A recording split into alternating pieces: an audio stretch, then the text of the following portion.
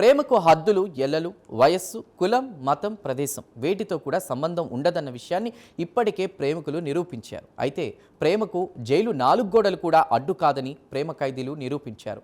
మనం ఆల్రెడీ ప్రేమ ఖైదీ సినిమా చూసాం. అందులో హీరో తన ప్రేమకు అడ్డుగా ఉన్నటువంటి వాళ్ళని చంపడంతో ఖైదీగా మారతాడు. కానీ ఇప్పుడు మనం చెప్పబోయేటువంటి రియల్ జైల్ లవ్ స్టోరీ మాత్రం ఇద్దరు యావజ్జీవ శిక్ష అనుభవిస్తున్న ఖైదీలది.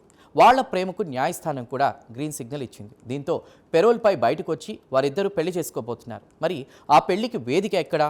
ఆ జైలు ఖైదీలు ప్రేమ ఖైదీలుగా ఎలా మారారో తెలుసుకోవాలంటే వాచ్ దిస్. వారిద్దరికీ యావజ్జీవ కారాగార శిక్ష పడింది. కొన్నేళ్లుగా ఇద్దరు జైలు 4 గోళ్ల మధ్య ఉన్నారు. కరుడు కట్టిన ఖైదీల మధ్య ఉంటున్నటువంటి వారిద్దరి మధ్య ప్రేమ చిగురించింది. ఆ ప్రేమ కాస్త పెళ్లికి దారితీసింది. దీంతో వాళ్ళు పెళ్లి చేసుకోవడానికి పెరోల్పై 15 రోజులు బయటికి రావడానికి కోర్టు అంగీకరించింది. కాగా వీరిద్దరూ జైపూర్లోని సంగనేర్ ఓపెన్ జైల్లో కలుసుకున్నారు. గత కొంతకాలంగా సహజీవనం చేస్తున్న వీరు గత ఏడాది నవంబర్లో పెళ్లి చేసుకోవాలని నిర్ణయించుకుని తమ కుటుంబాలకు తెలిపారు.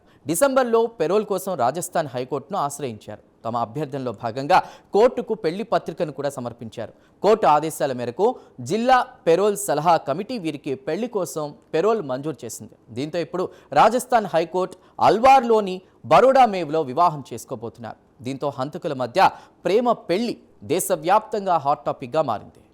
ఇక ఈ ఘటన రాజస్థాన్లో చోటు చేసుకోగా రాజస్థాన్ జైల్లో మొదలైన ప్రేమ కథ ఇప్పుడు పెళ్లి పీటలెక్కడానికి సిద్ధమవుతోంది. అయితే ఆ ఖైదీలు ఎవరు? వారు చేసినటువంటి నేరాలేంటి అనే విషయానికి వస్తే వాళ్ళిద్దరి పేర్లు ప్రియాసేత్, హనుమాన్ ప్రసాద్. ఇద్దరు వేర్వేరు మర్డర్ కేసులో జైలు పాలయ్యారు. హనుమాన్ ప్రసాద్ 2017లో అల్వార్లో ఒకే కుటుంబానికి చెందిన 5గురిని దారుణంగా హత్య చేసిన కేసులో జైల్లో ఉన్నాడు. అతను 4 పిల్లల్ని, ఒక యువకుడిని చంపాడు. ఇక తన స్నేహితురాలతో కలిసి ఆమె భర్త బన్వారీలాల్ను హత్య చేశాడు. హత్యలు జరిగిన ఇంట్లో ప్రసాద్ 3 పిల్లలు మరియు మేనల్లుడు కూడా ఉన్నారు. అరెస్టుకు భయపడి ప్రసాద్ ఆమె ఆదేశం మేరకు 4 పిల్లలను కత్తితో చంపాడు. ఇక 2018లో హనీ ట్రాప్ చేసి దుష్యంత్ శర్మ అనేటువంటి వ్యక్తిని హత్య చేసిన కేసులో 33 ఏళ్ల ప్రియాసేత్ దోషిగా తేలి యావజ్జీవ శిక్ష అనుభవిస్తోంది. వీరిద్దరిని ఏడాది క్రితం జైపూర్ సెంట్రల్ జైలు నుంచి సంగనేర్లో ఓపెన్ జైలుకు మార్చారు. అల్వార్ జిల్లాలోని హనుమాన్ ప్రసాద్ పూర్వీకుల ఇంట్లో 3 రోజుల పాటు వివాహ వేడుకలు జరుగుతున్నాయి. ప్రియా, హనుమాన్ గతంలో తాము నేరం చేసిన సమయంలో ఉన్నటువంటి భాగస్వాములు కూడా ప్రస్తుతం యావజ్జీవ శిక్ష అనుభవిస్తూ ఉండడం గమనార్హం.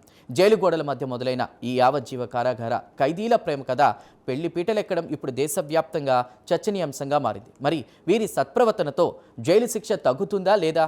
ఈ ప్రేమ పక్షులు కటకటాల నుంచి స్వేచ్ఛా ప్రపంచంలోకి ఎప్పుడు వస్తారో అన్నది ఆసక్తిగా మారింది.